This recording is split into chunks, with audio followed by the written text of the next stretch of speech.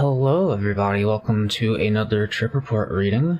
This one was uploaded to arrowwood.org on November 1st, 2025, by a user by the name of Borderland, and it is titled Touching the Veil, an 8-gram mushroom trip report. Front notes and background.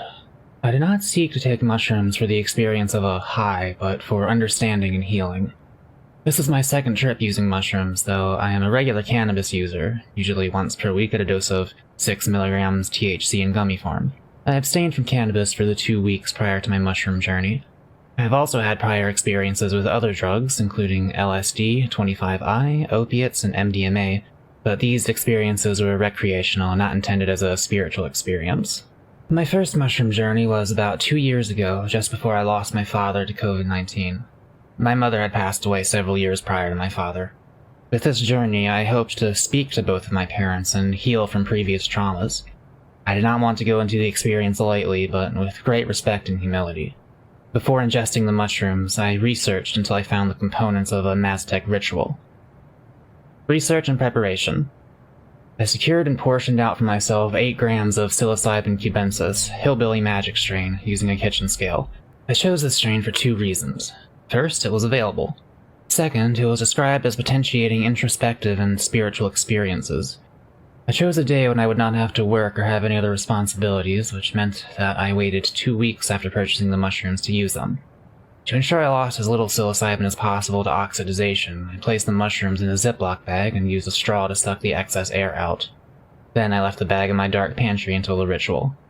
While awaiting the day that I would journey, I researched the likely effects of mushrooms, their possible risks, which I ultimately judged to be low, and what I could expect.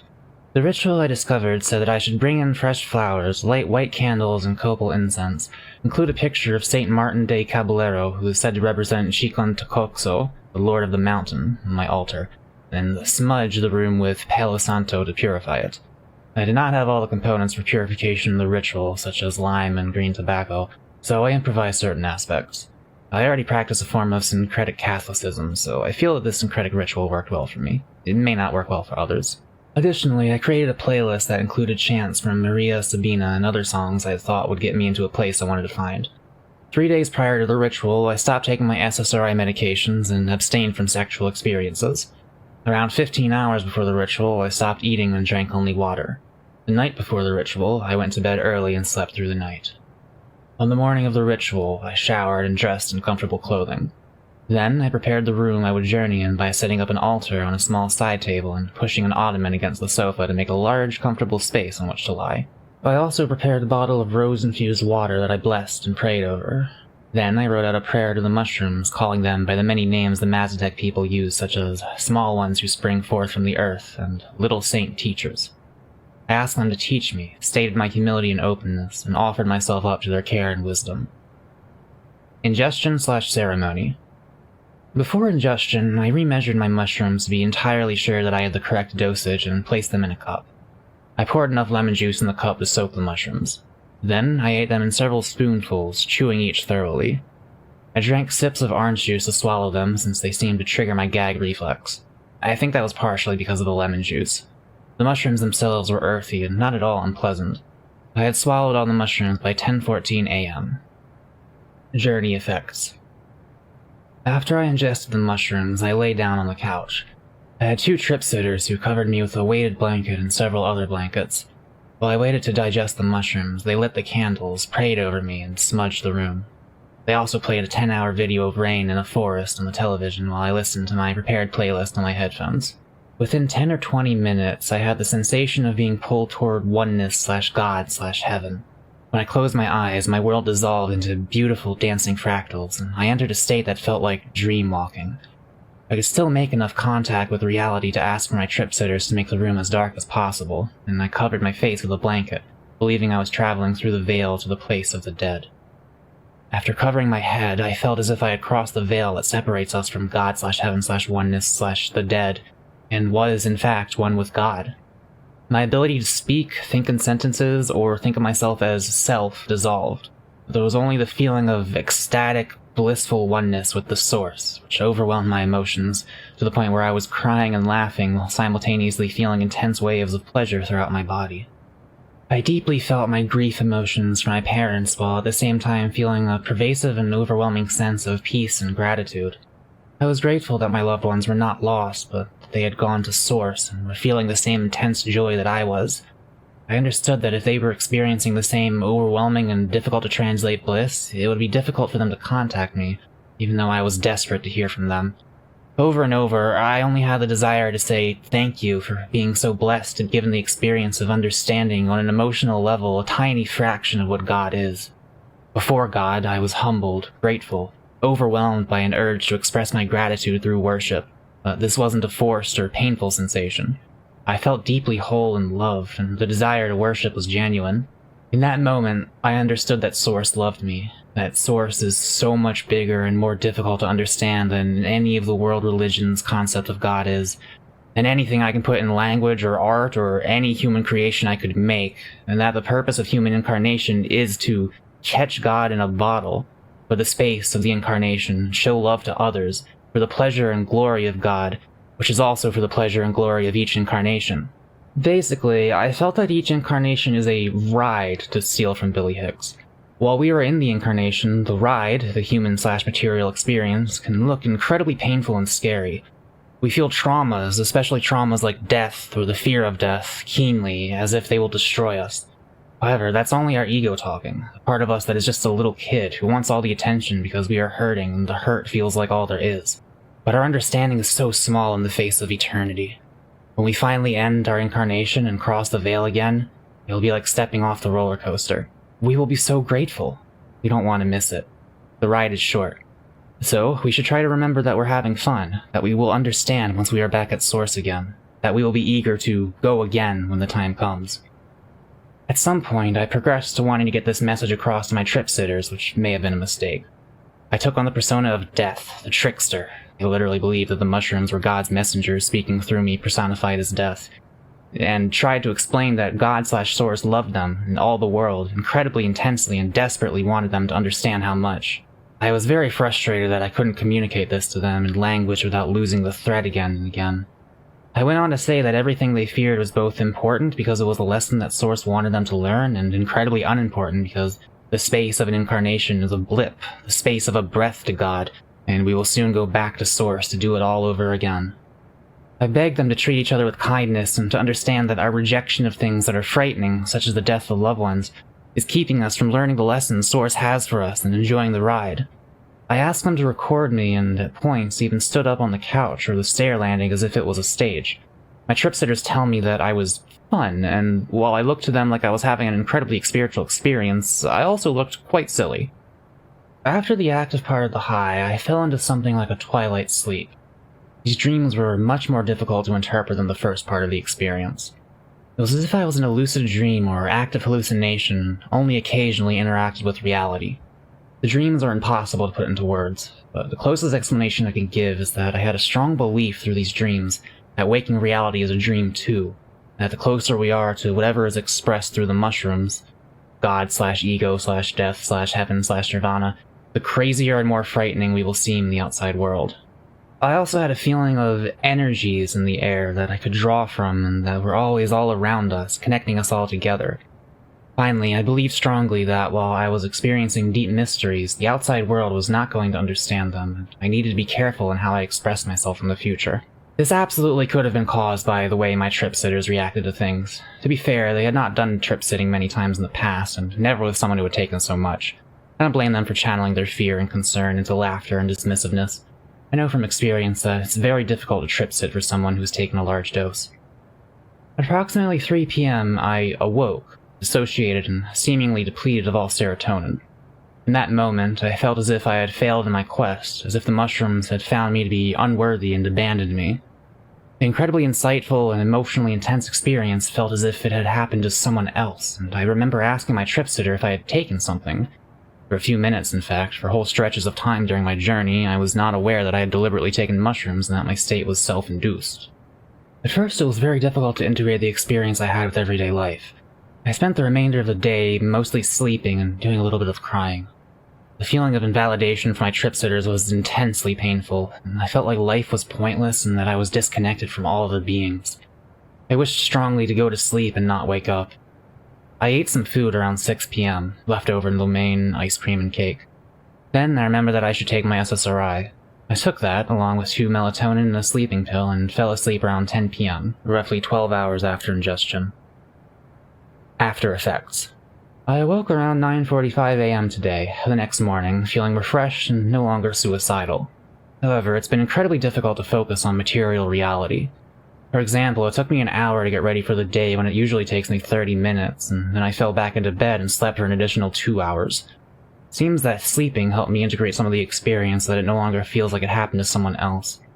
I also don't feel as wrapped up in what my trip sitters felt when I was high. Conclusions. Overall, the experience was incredible from my side, though from the perspective of the trip sitters I appeared crazy, difficult to control, and fun. I assumed from their description of me as fun that I was not a danger to myself or others during my trip.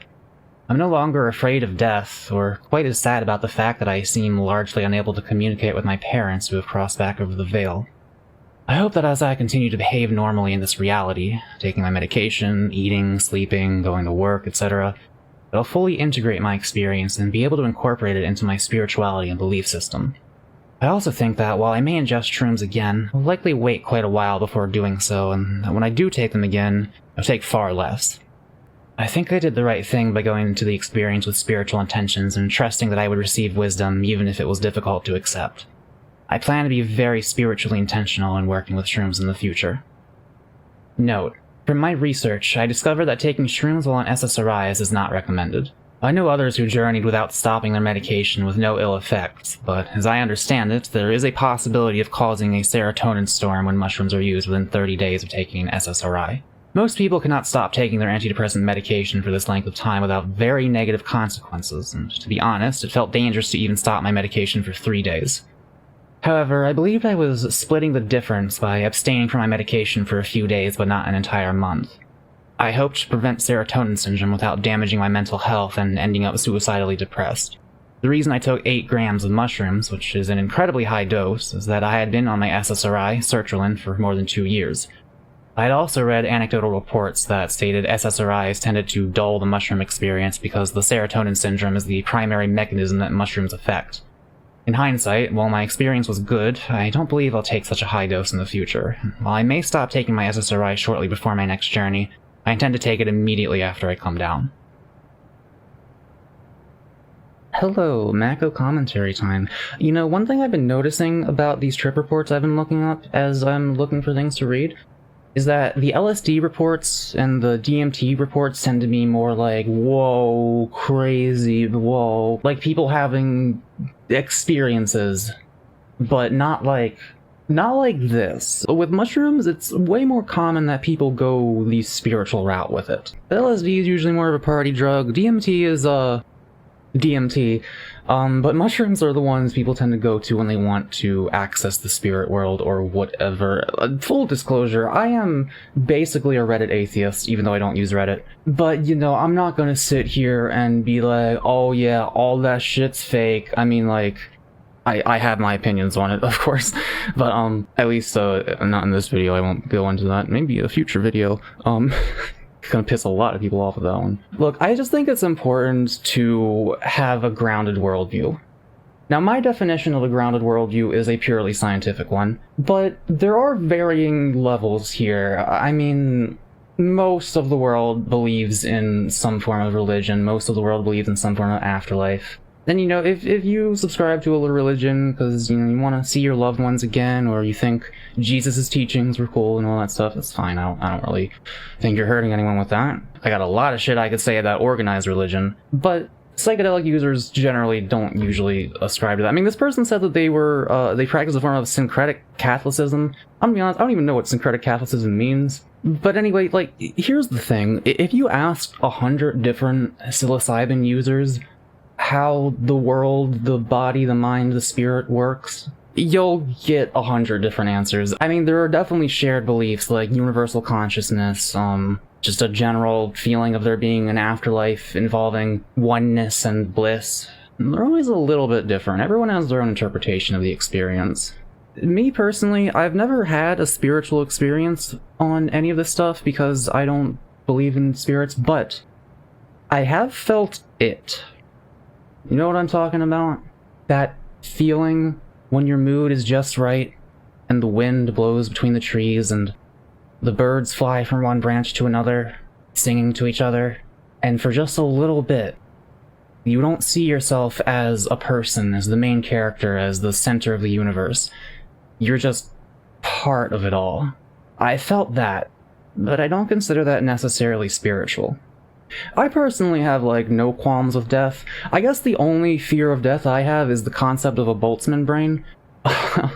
But it's not where most people's fear of death comes from. I accept that I'll never see my loved ones again. I accept that who I am, my personality, my memories are gonna be gone as soon as this body goes, but I'm not afraid of death. And you may ask me, if I'm not spiritual, if I'm a die-hard atheist, how can I not be afraid of death? Am I not terrified of ceasing to exist? Well, I don't think that's how it works. I'm not gonna make the whole video about this, but let me just summarize by asking, why would the universe stop perceiving itself to exist just because one component of it died?